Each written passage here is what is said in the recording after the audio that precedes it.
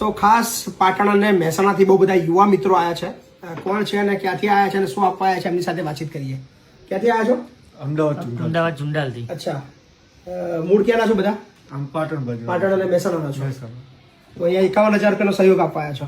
કેમની પ્રેરણા પરથી શું થયું મનમાં આવો અહીંયા? આ તમારા એક પ્રકારના આ રીતના સેવાવાળો વિડીયો જોઈ એના હિસાબે પહેલેથી અને આ રીતનું હોળીનો રીતનો પ્રસંગ હતો. લોકો ચલો બીજા ક્યાંય બહાર ફરવા હરવા જાઓ એના કરતા અહીંયા દાન આપવું એ 51,000 માં કોનો સહયોગ છે એમાં? બધા અમારા મિત્રો તમારા બધા મિત્રો વર્તુળનો જ છે તમારા જે આખું ગ્રુપ તમારું?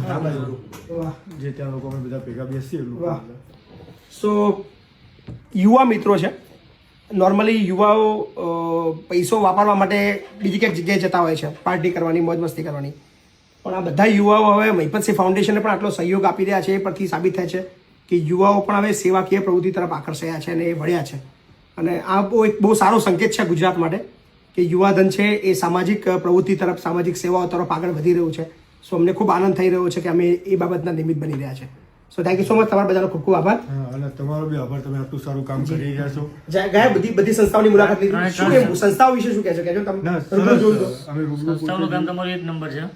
દરેક જે પ્રમાણે વિડીયો કરતા વધારે જોવા મળ્યું. વિડીયો કરતા ઘણું જોવા મળે. બરાબર.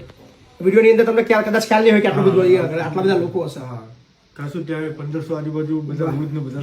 સો અમે એક પ્રયત્ન એ કરીએ છીએ કે તમે રૂબરૂ આવો. વિડીયોની અંદર કદાચ અમે પૂરું નથી બતાવતા, પણ તમે અહીંયા આવશો તો તમને કદાચ ખ્યાલ આવશે કે અહીંયા કેટલા લોકો આશરો લઈ રહ્યા છે.